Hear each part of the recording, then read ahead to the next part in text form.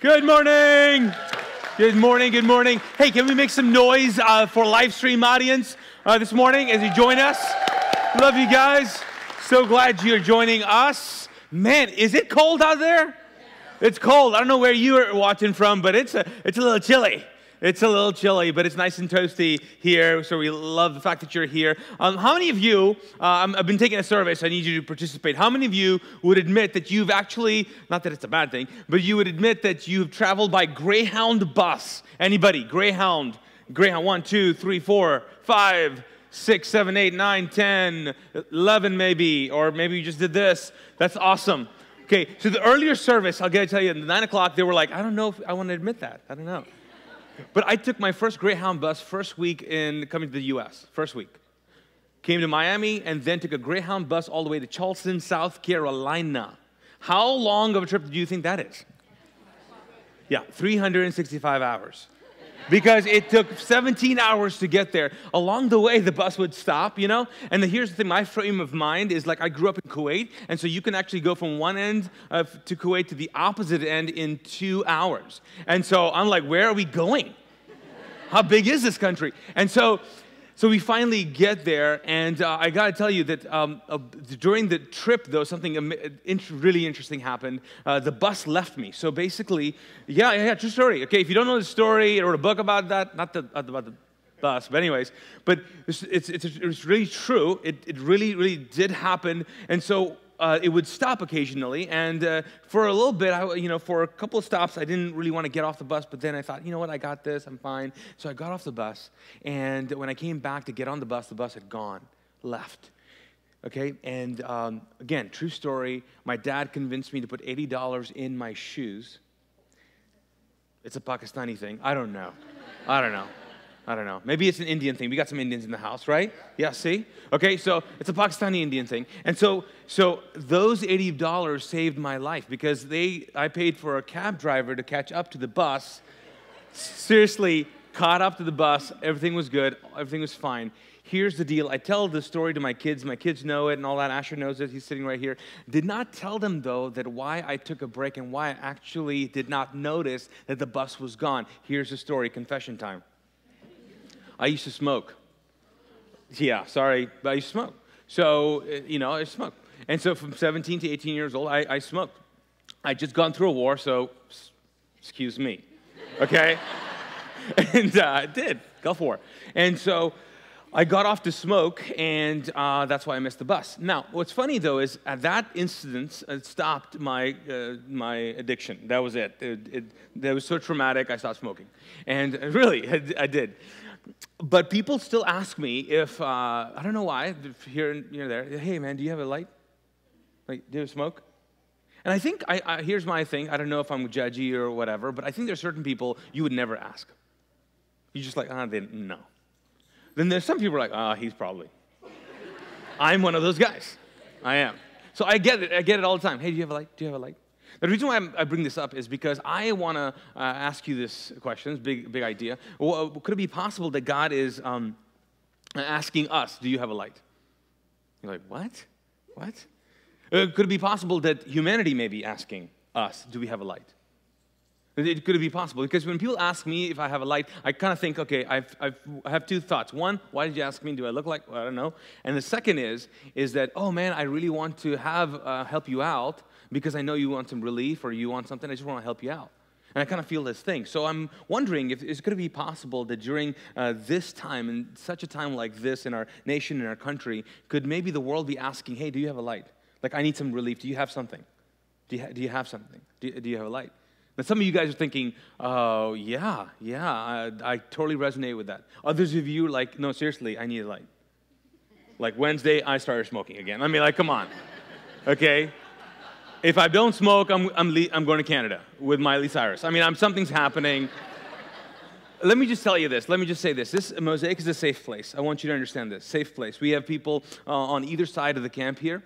But I want you to understand this, okay? As a church community, I just want to say one thing. Let us not allow fear or anger of other people to offend who we are.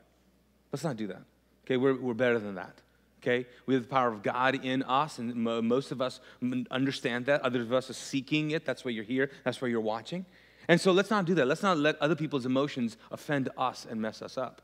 No, we just live our lives, and this is a great community because we want to be we want to be confident in the fact that we have a God who's in control. We have a God who knows, who understands the sorrow, the fear, all of the emotions that all of us feel. We have a God who does that, and we want to create a safe place for that. But the question remains: do you have a light? Could it be possible the world is asking for some kind of relief? I believe it is. And I think this is a great opportunity for us, not to just be Christians, but be the church. Not be just Christians, but be the church. And what I mean by that is to own the idea that God has a goal for us. He has an agenda for us in a good way. Like He wants to do something with our lives and make us become certain kind of people, and we have to really lean into that if we're gonna be significant in one sense. Because sometimes we just come, hey, I just need relief, and some of you guys walked in with a lot of pain. You walked in with a lot of sorrow, walked in with a lot of confusion, and God wants to meet you, but also He wants to assign you. And so this idea of glow, this series that, this big giant glow, word out there behind me is this big idea that we need to step into this understanding that God wants to let us know that we matter, that we're significant, right? That we matter, our opinions matter, and what we do matters. And if we lean into Him, we begin to live a life that matters. So this series is really about leaning into what God is saying. And to live a life that matters because we are significant. Now, here's a couple of options, okay? A couple of options for us is that when we look at current situations in our life or in the world, in our culture, we can do a couple of things. Number one, what we can do is we can oppose. We can oppose it. We're like, you know what? I'm against this, I'm against that, I'm against this, and I'm against that. And sometimes the church has been that voice, right? We're against this, we're against this, we're against this. And some of us are angry and we're like, well, we're against this. And what happens when you are against something, you lose grace, right? We lose the grace in people's lives. Like, for example, some of us, you know exactly who you are. Some of us have said some things online or on the phone with a relative about the election, and guess what? Thanksgiving is coming. You still got to get them something for Christmas, right? And it can't be a sarcastic gift, right? A ticket somewhere to go somewhere else. No, can't be that, right? So we've lost some grace. Let's be honest. Others of us, we go, you know what? We're just gonna, we're just gonna accommodate. You know what? Whatever, man. It just, it's the culture, it's the whatever. We're just gonna go with the flow. And if we do that in our lives, we do that in culture, and if we do that as people who have this connection with God, we lose, not grace, we lose truth, right? We lose truth. It's like, oh, it's your truth and my truth and our truth. And the truth of the matter is that there's some things that are right and some things that are wrong. Some things are healthy and some things that are unhealthy. So we can't do that. And then others of us would just withdraw. You're like, you know what? I am leaving and I'm done and I don't want to engage and I don't want to do anything. And what you do there is you lose influence in your life. You lose influence in with other people. You just lose the influence that God wants you to have. So the question is, what do we do? What do we do? Besides spill water, what do we do? Okay? What do we do? There's more to do. There is another, actually, way that God wants us to live, and I want to take you to a passage of Scripture, okay? So it's going to be on the screens. It's Matthew 5, and I want to read this in the Message translation. It's a paraphrase translation, Matthew 5. You've probably heard this, but this is a really cool way of how he writes it. He says this. He says, here's another way to put it. You're here to be light, bringing out help me out with this, the what? The God colors in the world. Isn't that cool imagery? God is not a secret to be kept. We're going public with this, people. Well, he doesn't say people, but we're going public as a city on a hill. If I make you, this is cool. If I make you light bearers, like basically, if I give you a lightsaber, no. If I make you light bearers, you will have mind control. You will be a Jedi. No. if I make you light bearers, you don't think that I'm going to hide you under a bucket, do you? No. I'm putting you on a light stand. And now that I've put you on a hilltop, on a nightstand, a lot of imagery here. Once I've done that, I want you to do one thing. What's that word? Shine.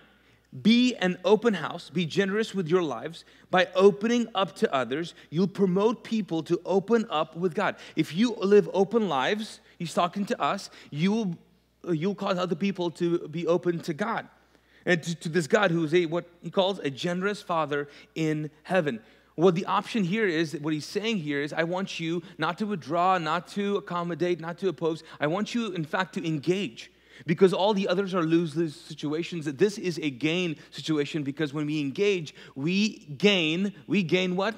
Significance in people's life. And see, the secret in life is being significant in someone else's life. That's the secret to success. That's the secret to fulfillment, to be significant in someone's life. He says, I want you to live that kind of way. So when I talk about glow, I'm telling you, I want you to be significant in someone else's life, because they matter, you matter. You need to live a life that matters. You can actually glow. You are a light bearer. I'm giving you this. I'm telling you, you're this person. You need to do this. And for some of us, you're like, you know what, I get it, I understand, yeah, I need to do more of that. Others of us have a harder time because you struggle with, college, you struggle with, oh, well, I've got all kinds of stuff, and I don't know about this, and I'm not a great Christian, and this, and then you got work, and then you got other things, and then you find yourself praying for things that you shouldn't be praying for, as in, like, it's all about you, but it's not about you, but it's all about you, and it's a mess. It's a mess. And then, there are some of us that go, you know what, I don't think we can actually make a difference. We can't really make a difference. And the truth of the matter is, yes, you can. It's not that because we have God's power, obviously that helps, but there have been people throughout history who've owned the fact that their idea, their dream can make a difference, and then by one-on-one relationships, they have fought against tradition or systems or industries and institutions, and they have carved a new way. So how many of you would say, let me explain it this way, how many of you would say you have heard of YouTube? Anybody? You've heard of YouTube? Okay, how many have a favorite show? It's on Hulu. Netflix. Yes, people love Netflix, right? Okay, how many of you have heard of Uber? Anybody? Uber. Anybody Ubering up? Maybe Uber drivers? None. They're in therapy, that's why. They're like, no. Yeah, God bless you if you are. Okay, how many of you, let me ask you this, how many of you have heard of the Protestant Reformation? Some of you, yeah. Others of you are like, what is that thing? You're in it. You're in it.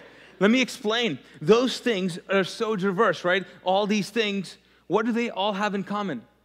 What they have in common is that there was a people that got together and they began to have an idea, and they broke all the rules. And they believed that they could create a different kind of culture. They could reframe what it means to be, to have entertainment. They could change that industry. Others could change the religion. In terms of, in the 15th century, you had Martin Luther, who was like, you know what, this is not what God intended. He broke off from the Roman Church, or Roman Catholic Church, and then we became this modern church.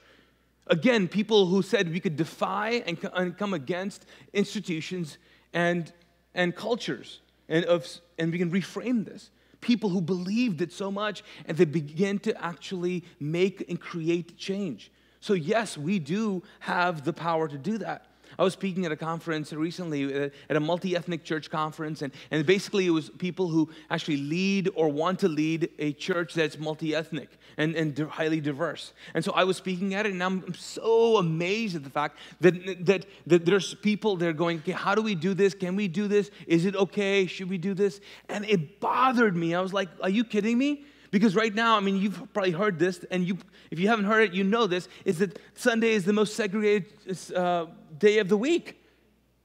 Well, what is the deal? The deal is that the church, we're not leading the way in what it means to be a diverse people. We're not leading the way. And I told them, guys, if we're going to lead the way, we have to reach an uncomfortable level of love and acceptance. We have to do that. And what bothers me is that we have the light of God, right? We have God in us, and we are like trying to catch up to culture. But as long as we try to catch up to culture, we can't create it.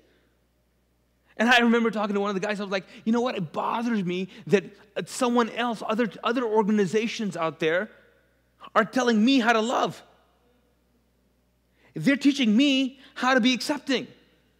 If there is one area we should be leading in, if there's one area, #winning, we should be winning in, it should be in love and acceptance.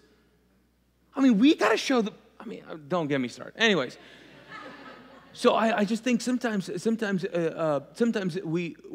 forget that we're actually pioneering a way. And that's why I love we're talking about Glow. We're pioneering a way because there are people who are pioneers, and then you have early adopters, right? And then you have late adopters, right? And so if you're a late adopter, if you still have a MySpace account, I mean, you just are. I'm sorry, okay?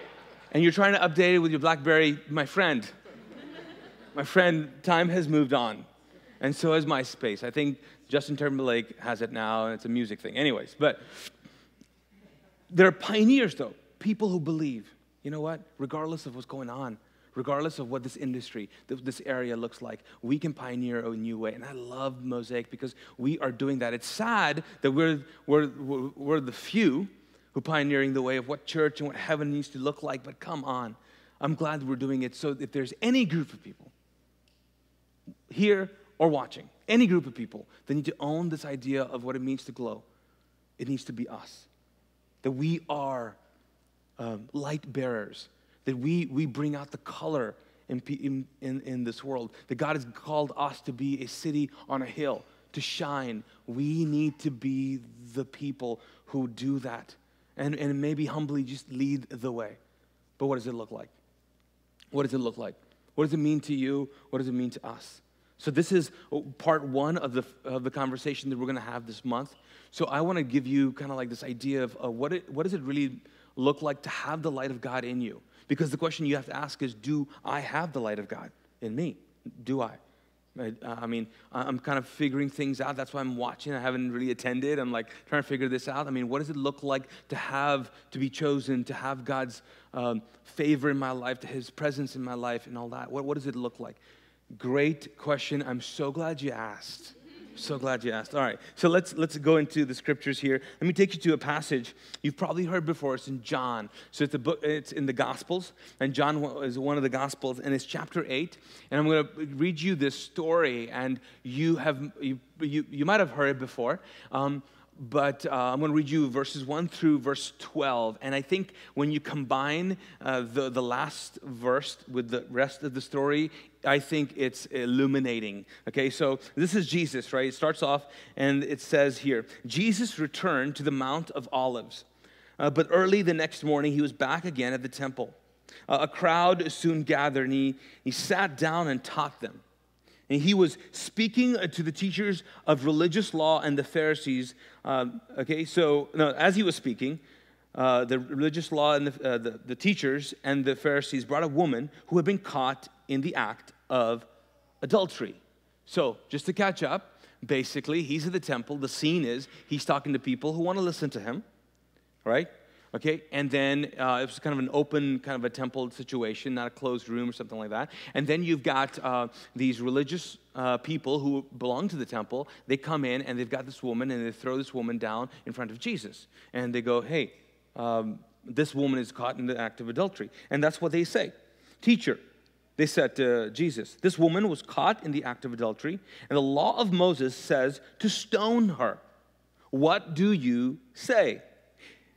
They were trying to trap him into saying something that they could use against him. But Jesus stooped down and wrote in the dust with his hands. So now what was happening is he's standing, he's talking, the woman comes, she's on the floor. This is like crazy. Okay, what's going on? He goes, hey, Moses says stone her. What are you going to do? What are you going to do? Because they wanted to trick him. They wanted to make sure, they wanted to give them a reason to condemn him. So the first thing he does, I want you to understand this. He does what? He scoops down. I want you to understand the first thing that God does with humanity is he comes down to us. And he comes down. He doesn't come down because it's amazing dirt. He comes down because the woman is where? Down there. So he comes down. And I don't know what he's doing. I don't know what he's writing, right? And then he kept demanding an answer. So he stood up. Now he stands up again. And I want you to understand this. The gospel is about God standing up for you. If you don't get anything else, it's that. That you're caught in your sin, in your shame, in your brokenness. And God said, I'm going to come down to your level, and then I'm going to stand up for you. If you have never heard the gospel before, that's it. Jesus stands up. And then he says, all right, let the one who's never sinned throw the first stone. Let's do that. I got a game. It's going to be fun. Hey, bro, why don't you start? And so what happens there? You kind of know this story, right? And then what he does, this is what's funny though. He says that, and then he goes back down. Like he still stands up, declares this, and he stoops down again, and he wrote in the dust. When the accusers heard this, they slipped away one by one, beginning with the oldest. Wonder why? Right? He's like, oh my gosh, you know the amount of sin I've been carrying around? I'm leaving. I got to get out of here. No. Until, check this out, until only Jesus was left in the middle of the crowd with the woman. Sometimes in stories, we kind of picture, no, everybody leaves. We kind of think, oh, everybody's gone now. It's just the woman. It's just private conversation. No. They're still in the temple. People are still hanging out. It's like, so it's you guys. The accusers just left. Woman standing here. It's not a private conversation. It's not. Then Jesus stood up again, and said to the woman, where are your accusers? And it's so symbolic, right? When he comes against the accuser of our lives, he always stands up for us. So he stands up and he says this, right? Then he says, didn't even one of them condemn you? It's like, no. He says, so here's the big answer. No, Lord, she said. And Jesus said, neither do I. Go and sin no more. Again, this is part of the gospel where Jesus says, hey, the first thing you need to do is actually have forgiveness. Like, I've got to accept you first, and that'll give you the power to live the life you are called to live. So I don't say, hey, I won't accuse you if you stop. If you stop, stop doing that. No, it's like, no. First of all, I accept you. I don't accuse you. Now you have the power to go sin no more. Now, most of the time, I've actually done this too. I stop the story here. I'm like, hey guys, all right, let's talk about the story, that's it. But when he says this to her, the woman, then he does something else that I think we forget. He turns to everybody else in the temple. And then he says this, which again, we might have heard, but we never think it's in the same context. He says this. He spoke to the people once more, and he said this, I am the light of the world. If you follow me, you won't have to walk in darkness, because you will have the light that leads to life. He takes that instance, and he goes, hey, let me just give you a big lesson here. I'm the light of the world. I'm the light of the world. Like, I'm what light looks like. When you come out of your secret brokenness, when you come out of your shame and your regret, let me tell you something. You're coming to me. Hey, I'm the light of the world. Hey, I'm the light of the world. You come to me. Like, you come to me, here's what you're coming to. When you go, I can't. I got to live in this. I got to live in this addiction. I got to live in this secret. I got to live in this darkness. He says, when you come out, let me tell you, the first person you're going to see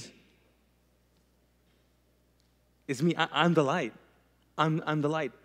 I'm the light of the world. And then he says this. He says, so here's what I want you to know. If you do that, if you follow me, that means if you're honest with who you are, If you're honest, if you will be honest with your sin, about your life, the darkness in you, if you'll be honest by the adulterer that you are, and the cheat that you are, and the manipulator that you are, and the hypocrite that you are, if you just admit that, if you're just being honest, let me just tell you, if you follow me, if you do this, if you walk towards me, if you do this, you won't have to. Like, you won't have to walk in darkness, because some of you believe, you think you have to. And here's the thing, you move from being honest, then you have to be forgiven. Because when you're forgiven, you don't have to walk in darkness. Because people who are not forgiven walk a very different way than people who are forgiven. You know this to be true. When you confess something, everybody knows, you're like, I'm good. When people don't know, you're always hiding. You're always like, I don't know. He says, hey, if you're honest, if you follow me, you won't have to. It wouldn't be great? You don't have to do this. And then he says, because, I'll tell you why. Because you will have. That means you're going to be chosen. You be honest, you're forgiven, now you're chosen. You will have the light that leads to life. So how do I become the light of the world? How do I do this? How do I glow? Yeah, if you won't have to, you will have. If you won't have to, you will have. You will be able to walk in. That's what it looks like. So this question for us personally is this. What do you have to be honest about? What do you have to be forgiven for? Because you are chosen. You are chosen. So as we process this whole series, this morning what I want to do is I want to tell you why we have believed that we are chosen to reflect, to glow the light of God in our city. And so there are two things that we're doing, pretty excited about it. Number one, as a church, as we own this and what this looks like as an organization, as a church, as a body, we're starting a South Campus. You guys know about this? So this Wednesday, we have an interest meeting, which you're all invited to if you're interested in the South Campus. So the details are online at mosaicchurch.tv, and I would love for you to be a part of that. This is going to be really exciting.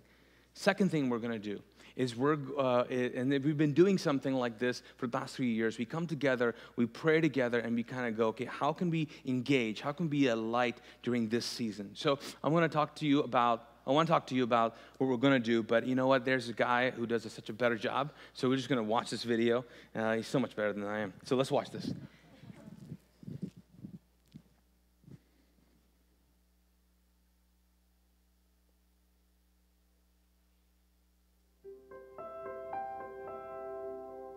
Like most of us, you probably moved to Charlotte, didn't you?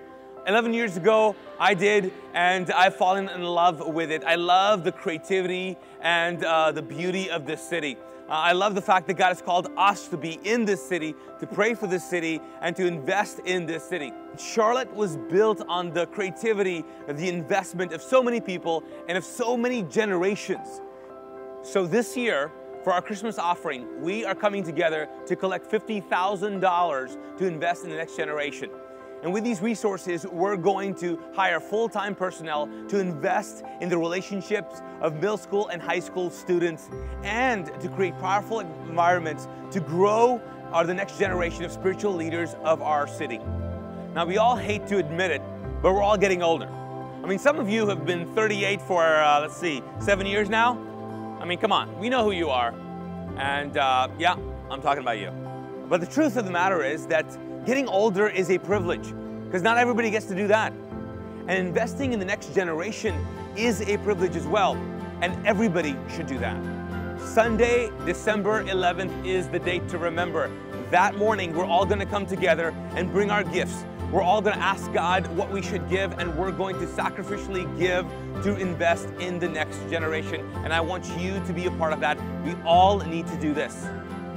But as always, we want to meet a practical need.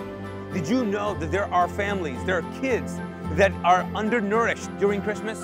We're going to make a difference. We have partnered with Winding Springs Elementary, and we are going to prepare 150 meal bags for them this Christmas. We're going to collect food together as a community, as a church, and we're going to give those meals to those families who need it the most. See, we want to be people who invest in the next generation and prepare the way, but we also need to meet a practical need. And I'd love for you to join us to do that as well. You know, in the scriptures, in the book of Acts and the book of Joel, it talks about how God in the last days wants to pour out His spirits to His sons and daughters, to the next generation. And He says that your young men and women will prophesy. See, I believe that God wants to pour out His imagination on this city, especially on the next generation who will be the spiritual leaders of this city. And we get to partner with God. We get to invest and prepare the way for the next generation. And I don't want you to miss that. So let's come together and see what God does using our gifts to prepare the way for the next generation. Man, I'm so grateful to what God has called us to, and I'm so proud that I get to do it with you. Love you guys.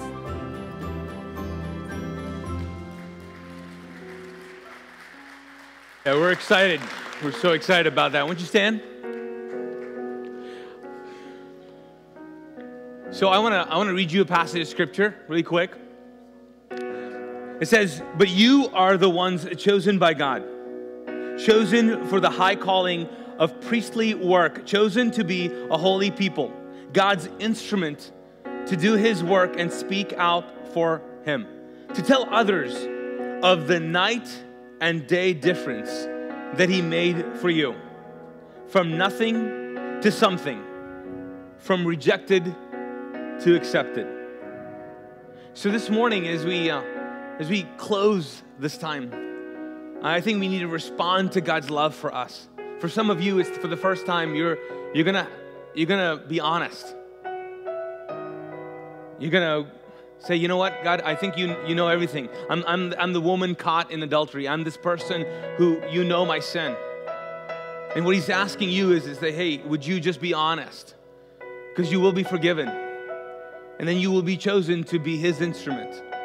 I love that what we get to do this season as a church, and I want all of us to be a part of it, to give and to share, to do the meals, to give resources for the next generation. But more than that, I want you to be honest and come to and walk in the light. Because if you come, you won't have to.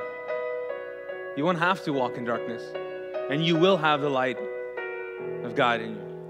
So as we close this morning, we're going to have a response time. We're going to do 2 songs, and some of us might need to actually go light a candle, symbolically as for the light for someone in your life, for a need in your life.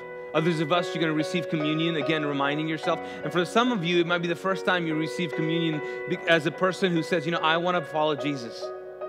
And I want to pray for you for that. It's exciting.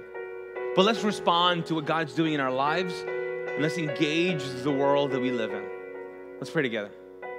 Lord God, thank you so much. As we sing these songs, God, could you move us? Some of us need to pray this prayer. Jesus, I need you. I'm going to follow you. I'm going to make you the Lord of my life. You know my sin, and it's before you. Thank you for covering my sin. Thank you that you're the light of the world, that you cover it, that you're drawing me out of darkness. And I just say, I don't want anything to do with darkness. I want to say, God, I want to have a real relationship with you, Jesus. I want you in my life. I want you to be Lord and Savior. I want you to be King and ruler of it. God, and I want you to use me. God, as we respond, God, would you lead us as we sing? We thank you, God.